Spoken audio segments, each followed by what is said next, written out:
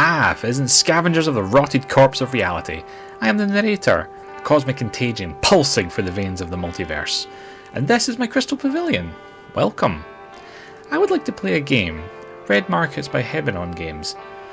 It is the 2050s and the world has been ravaged by a zombifying plague, climate change and fascism.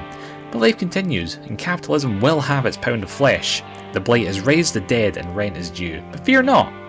I have released 3 hardy ludonauts from quarantine to face the horrors of the loss in its carrion economy. Let us meet our takers looking to survive the wastes, and maybe even turn a profit. Hello, I'm Michael. I'll be playing Calvin Hobbs, a collector of various things that's come from outside of the zombie-infected loss. And the thing that I am, my tough spot is I am bait. Hello, I'm Craig, and I'll be playing Jonathan Beef, or Beefy to his friends, who's a religious believer in archiving specific things. Hi, I'm Ewan. I'll be playing Caden Heller, aka Hell. He's a fence man. He's an ex-army individual. He's one of the fellows that's on the fence fighting off zombies. He's quite a distrustful individual, and he's desperate to get back with his ex-wife. So we have our intrepid band of survivors who, 5 years post the zombie apocalypse, find themselves in the state of Idaho in the town of Duncan. Now, unfortunately, even during the apocalypse, the rent is still due. So we find our, I hesitate to say heroes, let's say victims, scavenging out a living in the town. So let's find out what they've been up to in the past couple of years. Calvin. What being a bait is that I used to live outside of the zombie zone, outside of the loss and recession, and Calvin is a dirty, dirty scalper. He's looking and hunting for all of the things that nerds covet and not taking them to enjoy it for himself, but as an enterprise to make money. After the zombie apocalypse unleashed itself upon the world, a large part of the United States of America was of course shut off, meaning that there's lots of nerd shops with lots of product left completely untouched. My mission is to go into the most dangerous place that anyone's ever been and raid the Forbidden Planet for Pokemon cards and Beanie Babies. And then get out of it and sell it to people that want those types of tat. A well thought out plan. Jonathan Beef is a simple man in many ways. The last few years he's been digging out a tunnel complex to store his archived VHS tapes of the wrestling, which he believes is the only valuable thing that humanity ever did and needs to be saved for not necessarily future generations, but possibly some vast alien intelligence to look at and go, oh, that's pretty rad. And also, he's not gotten very far with that, because all he really has to dig out his big kind of subterranean tunnel network is a big hammer that he uses to smoosh zombies with. And it's getting there, but the hole is quite small, and he is, like I say, a few years into the project. Okay, all luck to Beefy John. Big Beefy John. So, Caden. His sort of plan is that he wants to get enough money together somehow in some shape or form that maybe Kellyanne will take him back and they can head back east. When he's not working as a fence man, he's hanging around with these 2 losers, and he's hoping that in some shape or form maybe they'll strike it big in some way and he can fulfill his dream. Looking for collectibles, as we both apparently are. Okay, says a lot about us that we're reaching middle age when 2 out of 3 of us are divorced.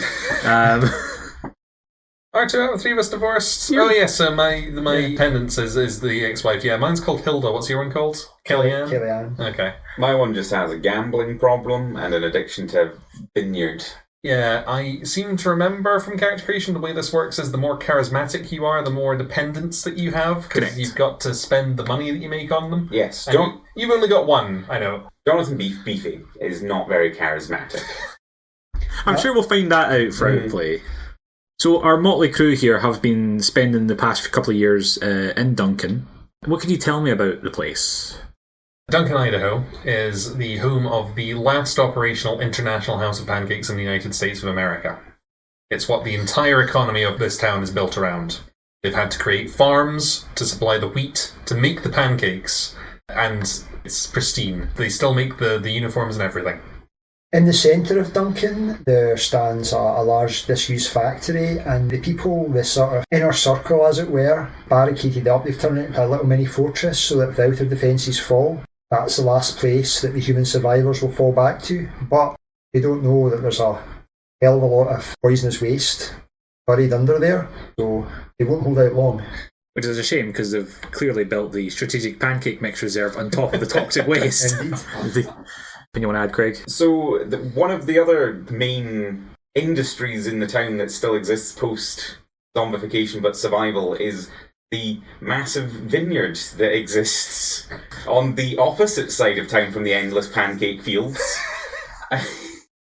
And Beefy's pendant, Danny Ontario, very much has stakes in those vineyards, and it's very sort of tangentially connected to Beefy's life. Like, he's not a drinker, but he appreciates a man who drinks. Well, very much so. Very much so. And perhaps is a big drinker of Bovril, the original Beefy drink. Oh my god. Deathly allergic. No thanks, I'm beefy enough. So, running a bit low on funds, but with grand ambitions, our team here needs to find himself a job. Yes, finding a job. That's something that we're good at. You can basically find a job any way you like. You just have to justify your skill to find that job. The most common one is networking. Mm-hmm. So you could just make a networking check, and if you pass, I have a job for you. I would request don't look for more than one job, because I've only got one job lined up. So if one of you would find a job...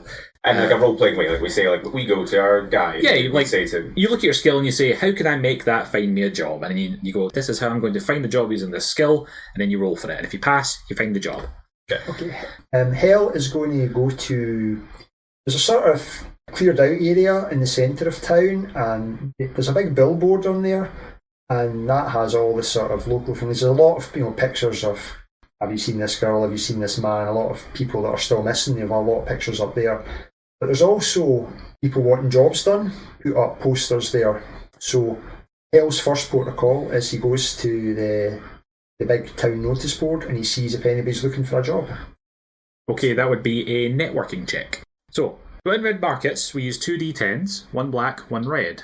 If the black beats the red, you succeed. If the red beats the black, you fail. Easy as that. Doubles are a critical success or a critical failure. We just add on our relevant skill and see where we go. So for instance, if I say a number over something, that would be a success. If I say a number under something, that would be a failure. Yes. And the amount that it's under by tells you how much it is. It's like in finance, you're in the black or you're in the red. Yes. So, Hell is, he's made his way into town to look at the notice board and see if there's any jobs going. That is 6 under 9. That's a fail. Do you have networking as a skill? I do not. So this is where you could provide an opportunity to succeed at a cost. Mm-hmm. You could also spend one of your will points to change one of those dice or re-roll them. So you could, for example, you could use a will point to swap the value on the red and black dice to automatically pass. Can you always succeed at a cost? Yes. It's me that decides the cost, basically. Okay, I'll use one of my wills now. Is that to swap the numbers about? Yes, so you could... So then it becomes 9 over 6. Okay. So you quickly scan the kind of makeshift little job board that's been sitting up in the town square for a while. The economy is very basic in a lot of ways, that people just do jobs for a day. Think of it like everything's Uber now, in the worst possible way. So you're quite adept at sorting the wheat from the chaff, so to speak.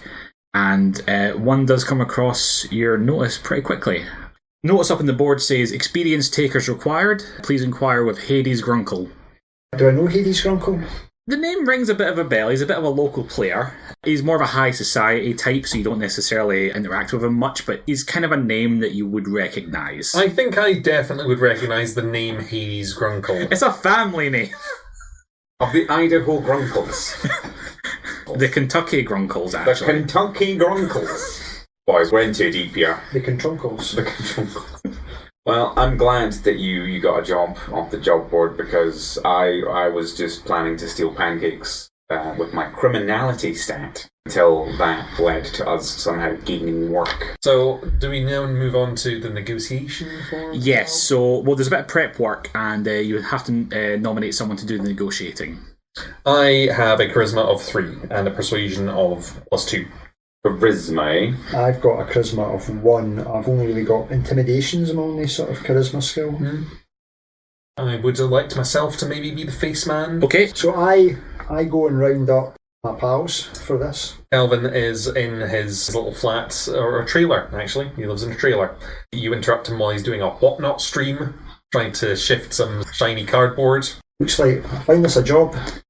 Oh, whoa, that's the ultra rare thing. Hold on, guys. And I'll press the laptop and goes like, all right, yeah. So what's going on? Well, you know that Grunkle guy, Hades Grunkle. I do remember Hades Grunkle, yeah. Stupid thing to have for a name. Imagine being called Hades. Right. Anyway. Yeah, well, he's looking for work. It looks like the only kind of promising thing today. Right, the only thing that's getting us out beyond the gates. Yeah. There's nothing for it, but we're going to have to bring Beefy along. Well, okay. We'll go and find Beefy's hole. I'll inform the whatnot stream that we're away. After saying your goodbyes and everything, you guys make your way across town, and you just see the most, the widest boy, but also really short. He's moist, but you don't think it's sweat, and he's just attacking the ground. I don't know where he keeps up his steroid supply, given current events. Damn you, ground! Beefy, my man. Hello! Have you come to help me with the hole? Not just now. We were hoping you could help us, actually. Okay, with what? Is it tape related? It might be. We don't know yet. No, it's a bit of a mystery, but chances are we could make a bit of money, you know what I mean? Ooh. Okay. Have you heard tell of Hades Grunkle? Oh, the Kentucky Grunkles. Yeah. Yes. Other than that, no. He's wanting something done that'll Interesting. allow us to get out and look for tapes and whatnot. and less damaged hammers to dig with. Driver's licenses is what I'm given to understand you're supposed to be looking for, but I'm very much looking for Pokemon cards and Beanie Babies, and you're very much looking for wrestling tapes. My friend Danny Ontario is in a bit of a line hole currently, so I should probably get out there, get Aaron, and making him money, you know. He's in a bad way. He's ugly sad. Well, I'm sorry to hear that. So the crew gather together, you make your way across town to the nicest part of town.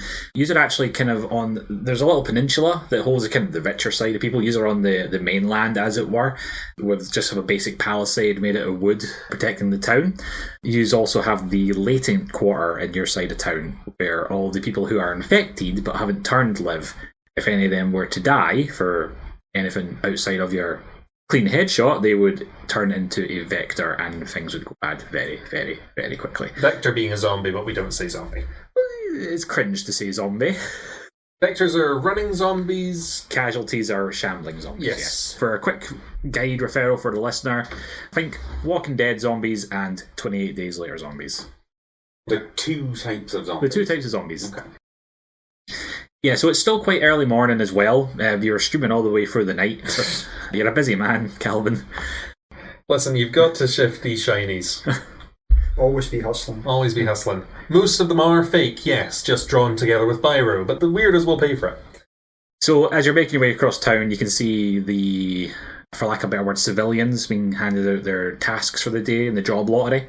It was something you guys did for a little while, but you want to try and leave that behind because it's effectively subsistence living. Yeah. And you see the latents being checked for any injuries or anything like that as well, because again, the last thing you want is anything going wrong while you're there. So, hell, is this where Hades Grunkle's supposed to be living? I thought he was a rich man.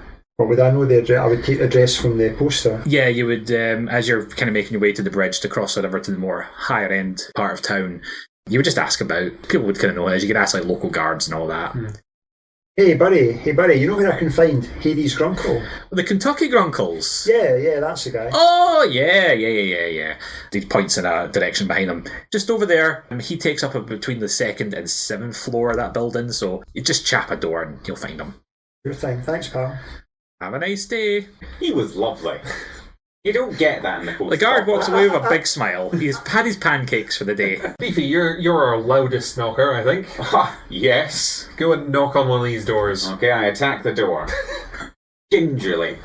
With my best hand, the right one, I am picking up dice, and I don't know. I think this probably shouldn't be taken as a combat encounter. No, but like Beefy knocks on that door with the ferocity of a man beating a zombie's face into a pulp. He's a vigorous knocker. He's locked in. There'll be killing today. And after he's broken down the door, what happens?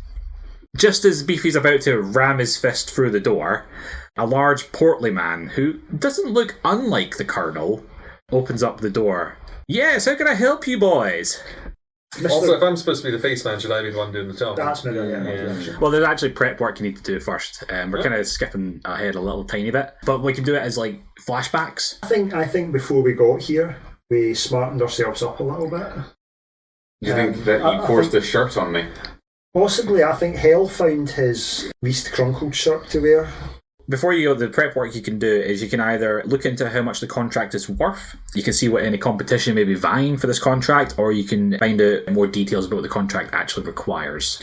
As the door opens, we flash back to Calvin.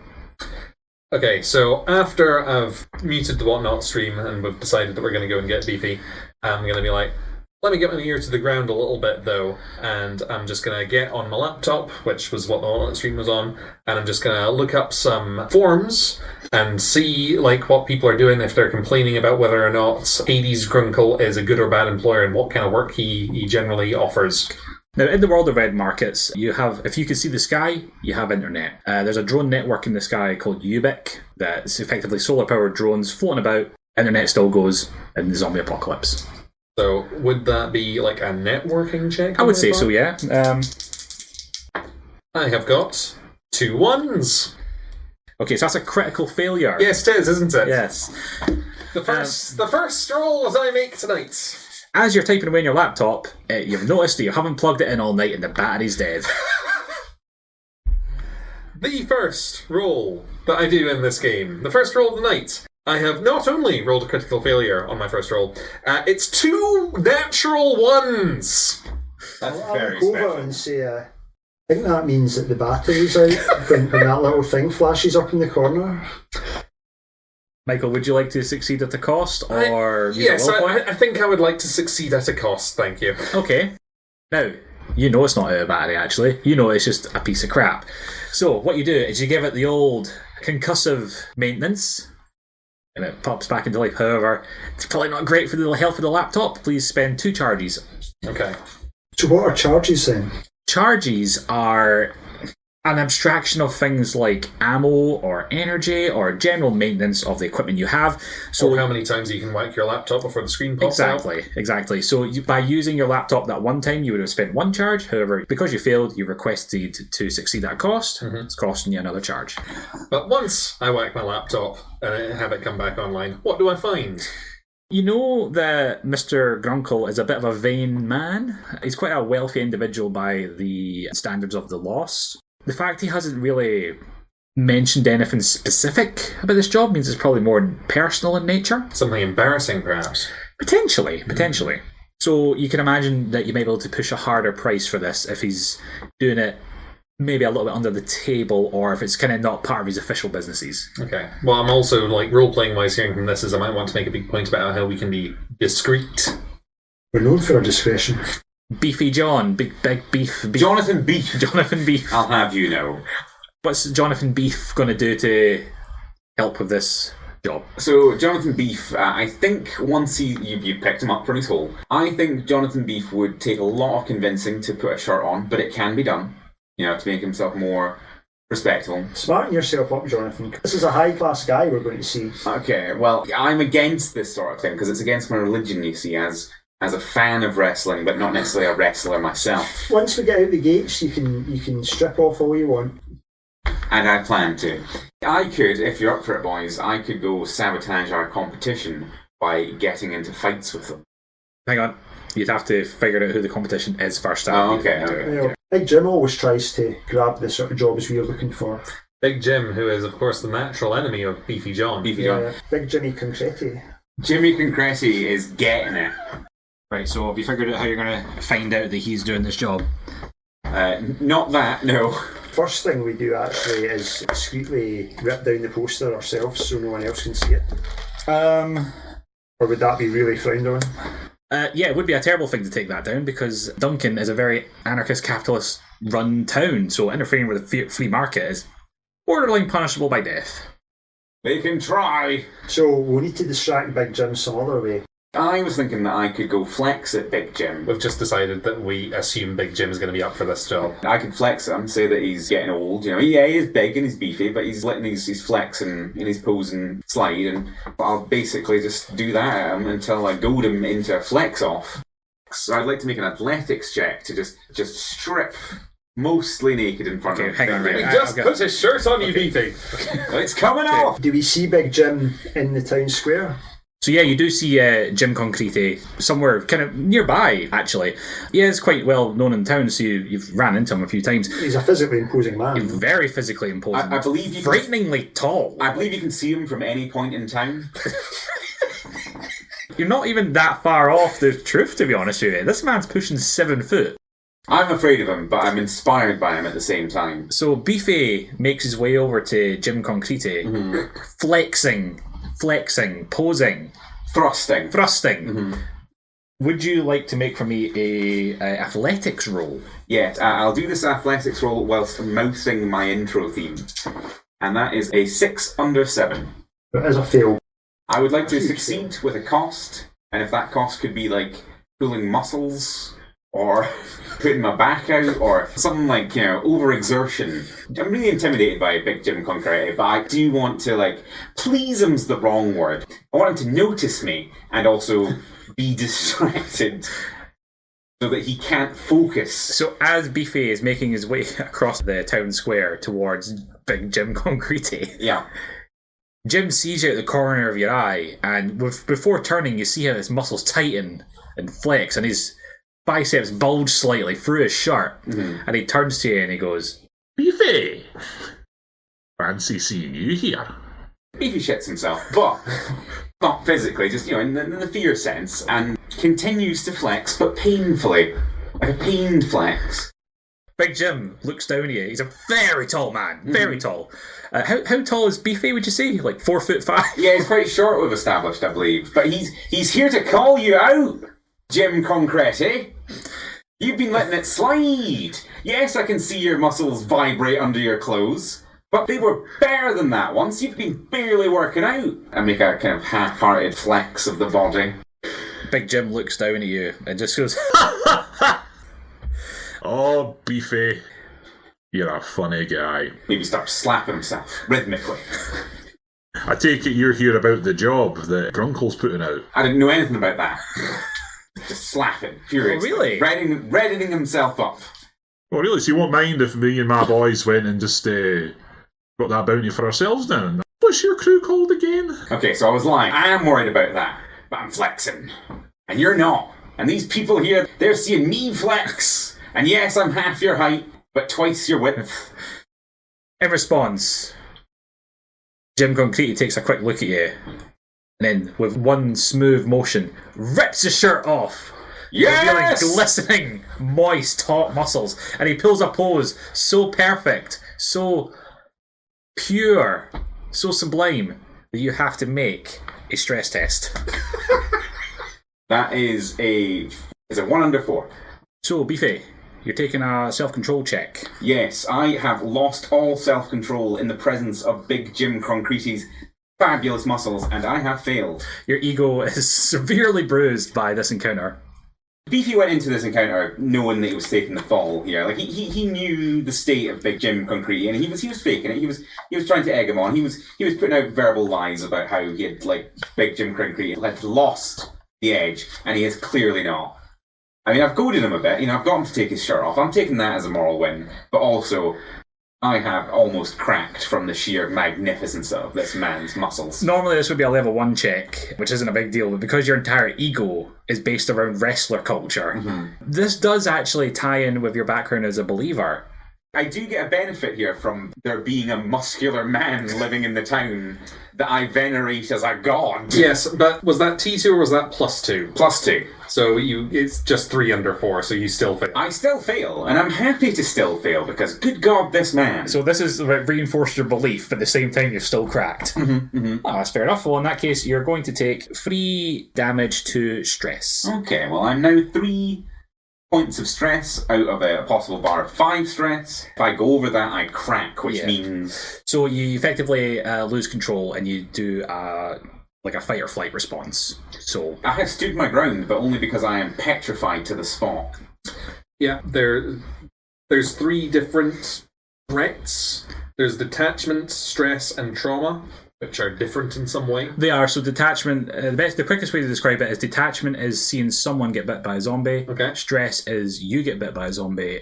And trauma is your wallet gets bit by a zombie. Oh, right, really? Trauma's about money? Yeah. Okay. Or the other thing that stress can be is losing a flex off to another man in town. Yes, a prime example of that. Exactly. However, we have now confirmed that Big Jim Concrete is on the job. He's on the job and he's been slowed down. He's taking his eye off the ball because he's just whacked his shirt off. Flashing back, the door swings open, and a large portly man, who looks not unlike the Colonel, greets you, and he says, "Well, I say here, boys, are you here about the job?" I'll push past Beefy. Yes, hello, Mr. Grunkle, I believe. It's Grunkle. Yes, I beg your pardon. I am Calvin Hobbs. I represent the Royal Rumble Triumvirate, and I believe that you've got work going. Ah, yes, of course. Come in. We now move into the negotiation phase of the game. The first stage is we need to see how many rounds it's going to take. So, Michael, if you can roll a leadership test. Okay. That is a 5 over 1. Okay, so that's a normal success. So if you can roll the black dice for me again and then divide that by 2, rounding up. Okay. That is 3. So you have 3 rounds of negotiation for this. Negotiation in red markets, it's a bit more complex than it is in your normal RPG, in that the negotiation is a form of combat. So what will happen is, throughout the negotiation, the negotiator for the team, Calvin Hobbs, will roll a skill relevant to the argument he's making, and then against me, I will do similar, but because I am the market, I always succeed. And then we have a social tracker that we go up and down that lets us figure out the final price that the bakers can be paid for this job. Michael, if you would like to roll a leadership check again, and this will decide who goes first. Oh, again, okay. That is a 4 over 1. Okay, so you're taking the lead in this negotiation, so you have the right to speak first. Okay. Well, Mr. Grunkle, I think that I would like to thank you for the opportunity, of course, of working for you.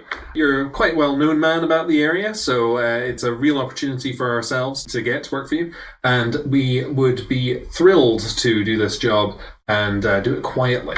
Quietly? That's an interesting word you use there, sir. Well, a man that's so well-known about town, obviously you've got a lot of things that you don't necessarily want to be getting about town, so... just like to say that we can do it the way you want it done. Yeah, yes, yes. Now, this is indeed a fortuitous revelation, because this does need to be on the down low, as it were. Should I roll persuasion for that? Yes, please. Okay. That is a 11 over 6. That's a success. Yeah, he's quite thoroughly impressed by your willingness off the bat to be discreet. You don't even know what the job is yet. Don't know what the job is. You don't know how much you're going to get paid. You came in saying, "Don't you worry. It sounds illegal," but... Hades motions you down to a chair for you to have a seat, and he moves over to his drinks cabinet and starts pouring out some whiskey, which is quite a surprise, because there's not exactly a functioning whiskey market around much anymore, and a lot of it's been traded away. And as you know, this is a wine town. Very true. How comfortable does the chair look? It's the most comfortable chair you've sat in on years. Okay, I've been bitten before. I'll sit in the chair. You don't even think you're going to get tetanus from this one. Now, you'll be wondering how much you're going to be paid for this endeavour. Unfortunately, yes, always wondering that. Now, the starting price is at 9 bounty. Now, you've heard of Big Jim Concrete? We are familiar with Big Jim Concrete, yes. Now, I have worked with Mr. Concrete many times, and he drives a fair bargain. So, unfortunately, my price is quite firm in that regard. So, what happens now, we're both going to move up the tracker a little bit. So you currently stand at value, where effectively he is willing to pay you the price that the market has set for this particular job. You haven't asked how much it is yet, because you're just that keen for the job.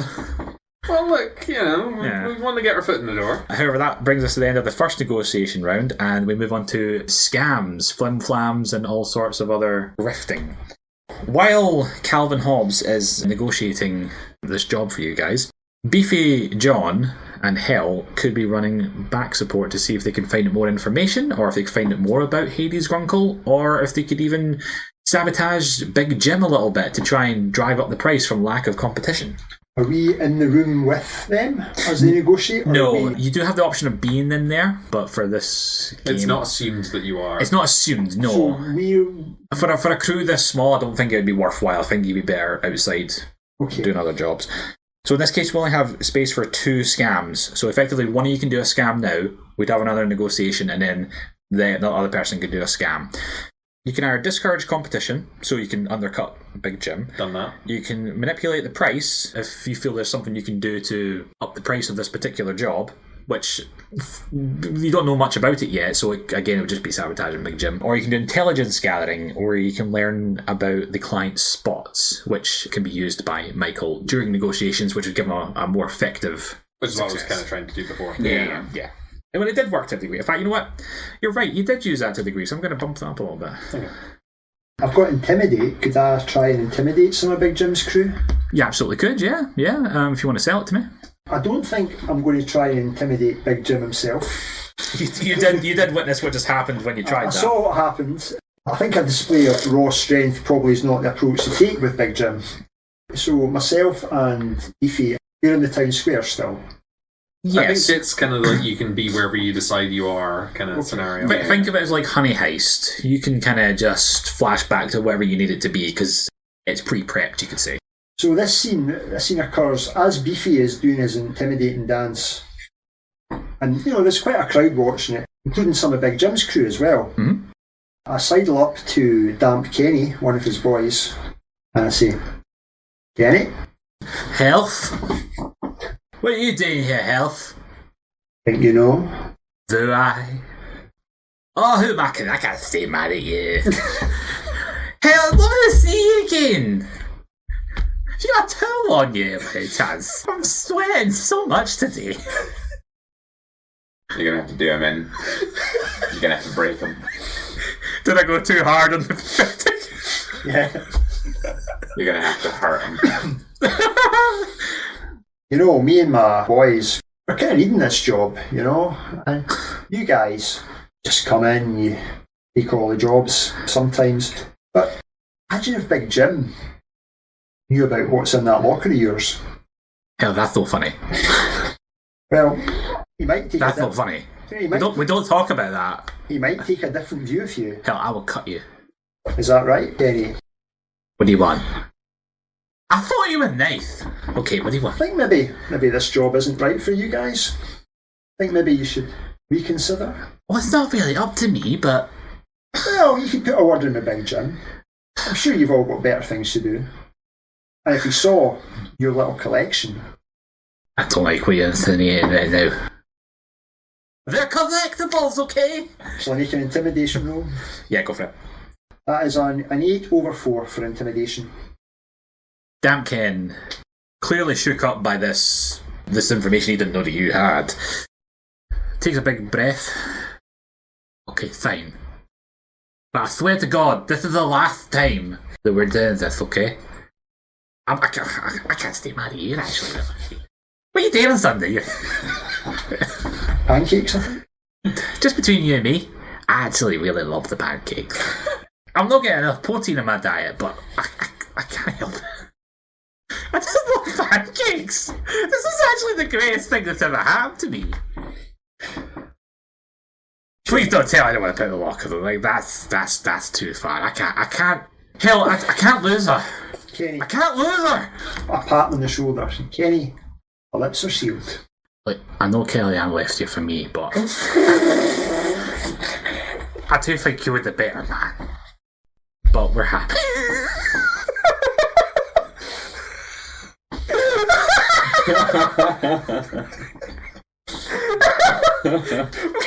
You know what, Steve, just for that, you're going to have to take a selfie.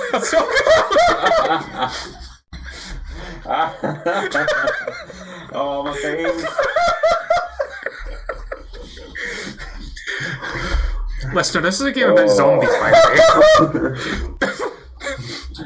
It's about interpersonal relationships with the biggest bunch of fucking freaks.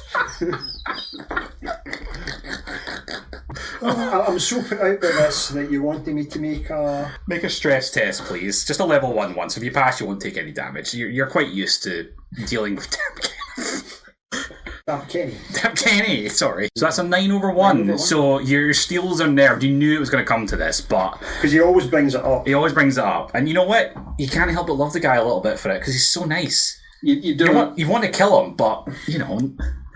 You don't start talking to that Kenneth without preparing yourself for a bit of stress. This is true. So that was a successful intimidation. So we cut back to the negotiation between Calvin Hobb and Hades Grunkle. Yeah, it's a bit interesting, actually, that you've brought up Concreti's team with regards to the price, because I have heard from the word on the streets that I don't think that they're actually going to be available in the near future to do this. So, given that availability may be an issue, I feel like we could probably get away with a little bit of a bonus, perhaps. So if you want to roll out persuasion check? A 6 over 3. Okay. Big Jim's unavailable? Well, that just goes to show how high quality his work is. Now, this is a matter that needs to be taken care of quite quickly, so I suppose that if it came to it, we could throw in a little extra if it'll secure your services. How much, roughly, are we... What's the ballpark? The starting value is 9. That was generated when the job was generated. You are currently sitting at labour on the social track, which means that we would add on the breakpoint to the price. So if you'd like to tell me all your breakpoints. Okay, yeah. So, I mean, we've got expenses to cover here. I personally would need, for this to be worth my time, have it to at least cover, say, 8 bounty, and then there's my team to consider. So your breakpoint is just your sustenance and stuff, it's not your equipment. Breakpoint is just going to be your dependents plus survival plus rent. Which is 8. Okay, yeah, that's fine. So effectively bare minimum to live. So my breakpoint is 3. Mine's 3 as well. Okay, 14. We need really 14 before we're making any profit at all. Oh yeah, more than that probably. Yeah. Yeah, so should we like pushing for like 20 maybe? Doesn't quite work that way, but you've got the right idea. Hades thinks over for a second. I could be persuaded to sweeten the deal, as it were. It is a difficult world out there, I suppose. But I cannot go any higher than this, surely. Okay, so that moves us on the tracker. So what's happened now is you've met each other kind of halfway on the tracker, and now you're kind of pushing against each other. So you're currently at hazard pay. That effectively is you would add 1 additional bounty per leg of the journey. So that's something I've figured out, so we'll not worry too much about that yet. Now it's just a case of making sure we can either secure that price or push a little bit higher if need be. Otherwise, you're going to start losing money. So we're now on our next scam. Craig, how are you going to help Michael out? Well, this is our next scam and also our final round. Yeah, so it'll be the scam and then we do the final round. Well, I was assuming that the flexing would have been enough to have helped. That's why I did that. What world we've come to when that just doesn't... When it doesn't cut it anymore, yeah. It's not the world that I believe in. When you can't get the maximum amount of money possible for finding the largest man in town and just posing at him. That sounds like it would crack me further, because it's not reinforcing my worldview. What you're going to be looking to do is probably either try and manipulate the price somehow, so thinking of some way to up the price for your services, or finding out more about Hades, that's something that Michael could use going into the negotiation. I don't particularly have any skills in investigating. So like, what skills do you have? I have melee, I have unarmed, I have athletics, I have criminality. You could get in touch with your underworld contacts, see if they have any goss. Okay. Doesn't your pal Danny have some underworld that's contacts? true. I could go try see if I could shamanistically interpret the wine ravings of Danny Ontario. He is also a reference / a dependent. He is very much my dependent. Yeah, so it's a dependent and a reference. So you could tap a reference to kind of automatically pass. Oh. So in this situation, a player can use a reference to help pass a test or to achieve something that their skills don't necessarily allow. Danny is a dependent of yours, but given his background, you could tap him as a reference in this case. You would just owe him something. Oh, I enjoy owing Danny a lot, so I think I'd be happy to owe him more. I could bring him some grits to, like, sober him up. And then he could tell me his wise, seedy wisdom that he's gotten from the various streets and vineyards that he peruses. About Hades Grunkle. Who might very well be well known to the vintner community. Exactly, even though Being a rich man as he is. Being a rich man is probably susceptible to wine, and also probably is quite loose when he's on the wine. I hear he's a whiskey guy. But I have heard that, so I'm a bit worried that he's not going to be loose on the wine. So, does that help? Would you like to roll a criminality check? Yes, I'm going to gingerly speak to Danny, on the down low. I might be wearing a cap. Wearing a cap that I've pushed a little bit over my eyes, just so... And maybe I'll be, like, facing away from Danny when I ask him quite loudly if he's got any info or goss. You want to be on the down low. You don't want to attract Exactly. you don't want to attract too much attention being a massive shirtless man as you are. I'm wearing a hat. Like, what more do you want from me? So you make your way over to the side of town that Danny lives in, and you just see him doing, like, circles on his bike outside. Veering wildly as He's a bit wobbly. so drunk. He's been on the sauce. Danny, you can't drink and drive! What's a Canadian accent? I don't know. You have to say A. Hey there, bud. Danny, you're on the sauce again! I sure am. You've turned to the drink. I have. You've wind up. This isn't Canadian. Actually, I'm here for business. Do you know anything about Hades Grunkle? Of the Kentucky Grunkles. All of the very same as far as I've been told. I know something about them. What's it going to cost you? I've offered you one of my legs in the previous pass. Would you like another one? I could do some, bit of the old hair of the dog. Dad, you've got a problem. I do. How are you going to go to the big Vegas in the sky like this? You need to not drink and then do your scams and then drink afterwards. You can't... You're an alcoholic. Beefy, you're right. I'm sorry. I don't know if you are, man. You're hurting me as well as yourself. I'm so sorry. I can't help it. I'll Ever take since you- they nuked Canada, which I'm not from. Just so to make that clear, I'm not from there. I'm going to embrace you in my big arms. And I'm going to say it's okay, It's okay. but I do need the information. Okay. For the team. For the Royal Rumble. You have a team? You're usually part of the team, but you're on the sauce. You're wasted. What day is it? It's, I think, a Wednesday. Okay. I may need to go to my bed. You need to get off the bike. I've been talking to you in like 20-second increments as you like veer back to me. In response, he just rings his bell and goes ding ding. Hale's just sitting on the sidewalk, just watching this with a look of utter disdain.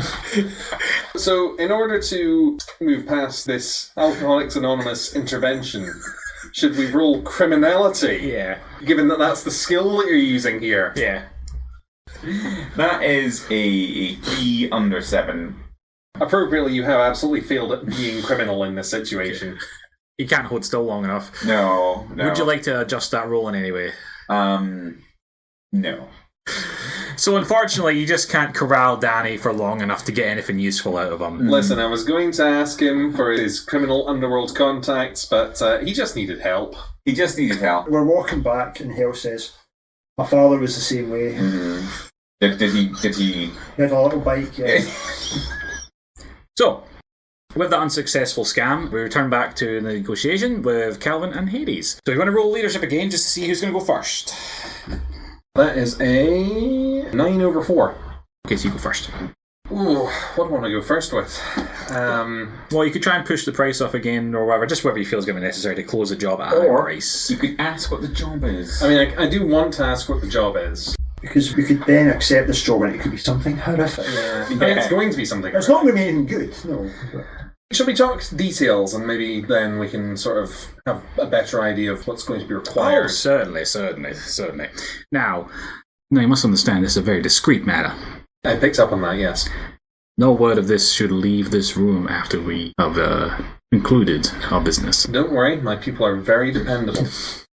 I'm led to believe. Not as dependable as Mr. Concrete, but I have heard of you completing a few jobs on the side for people before. So, now, as you may be aware, my beloved daughter's birthday is upcoming. I was not aware of that, but congratulations to her. Now, I need you to go to a location and recover something very, very important for your festivities. And how to put it? Will there be people who would dispute the ownership of this gift? I wouldn't think so. Okay.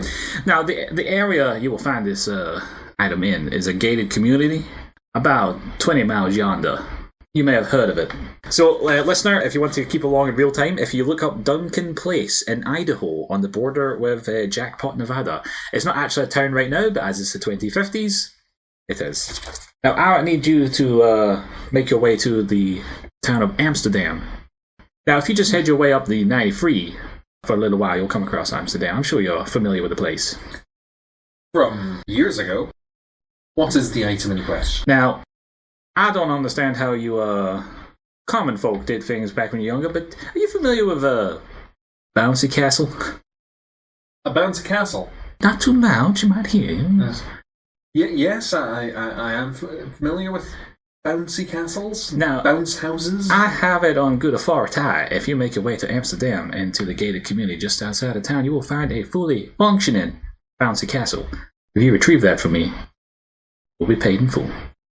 Could I use my trade profession to have a vague idea of what the general market price for a bouncy castle is? You could actually, yes, and you could use that to up the price. You could make the argument that it's rare in this zombie-infested hellhole land because, for some reason, you got to think of the equipment to get it and things like that as well. You got to get the bouncy castle itself. You got to transport the bouncy castle. It's very large. It's very hard to move. Generator? Now, it's not just the castle itself, so I require the equipment to set it up as well. Well, I'm sure that can be arranged. However, let's just see how much I think that's worth. So with my trade, that is a 9/6. Okay. I'm basically just going to list off like, well, we're talking about for this kind of job, we're going to be needing transportation, we're going to be needing types of weapons so that we don't damage it. It's a very fragile piece of equipment. We might even need to take some labourers, maybe a vehicle to move it along.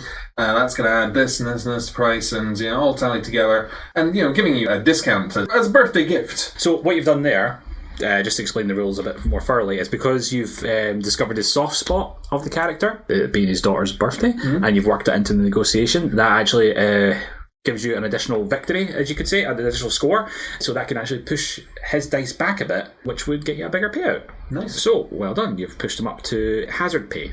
Excellent. That brings us to the last round of the negotiation. Eddie seems quite happy. He's like, okay, I think we're kind of reaching an end point here. So the last thing we need to do is we're going to do one more leadership check, and it's a success or fail. So how it sits right now is that you've argued your way up to hazard pay, and he is on 100% markup. So if you win, you move up to 100% markup. If you fail, he moves down to hazard pay. So effectively, you'll get a little bonus if you pass this test. Okay. If the listeners are confused by that, I also cannot see the diagram. Yeah, so it's fine. It's a complicated diagram, unfortunately, for this audio medium. Economics. But I will roll leadership. That is a 7/4. Excellent, you have succeeded. You, sir, have a deal. You drive a hard bargain. And he puts his hand out to give you a firm handshake. Real pleasure doing business with you, sir, and I'm sure that once we have succeeded in finding you this excellent birthday present, there will be plenty of business left to be done. Oh, indeed, sir, indeed. He wraps a large arm around you and says, you remind me of my uncle, you know? Oh. Yeah, he was a very young man when he died, but... I suppose uncles can be that way. He kind of grips you and turns out. It's like, remember, discretion is key. Of course. Yeah. I know people. Don't you forget that, boy. I look forward to concluding our business, sir. I'm sure we'll be back before you realise we're away. Oh, we should probably have covered this. So what is the date of the birthday? What's our deadline? Oh, it's tomorrow. Oh! Well, I'll see you tomorrow. You better. And he closes the door on you with a hearty chuckle. So what you've done there is you've managed to get 100% markup on the job. Does that mean we get all of our expenses paid and then also we get... You haven't quite got expenses. Expenses is the top end. But what that means is you're going to get hazard pay, you're going to get your labour, and you're going to get double the price of the job on top of the base pay. You have successfully negotiated your way from 9 bounty up to 38. 38? Ooh, wow, we've been living like kings. I'm very good at my job. And I helped.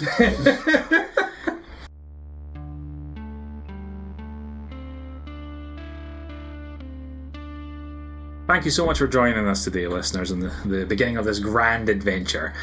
If you'd like to hear more from the Ludonauts, you can follow us on the socials, look in the link description below.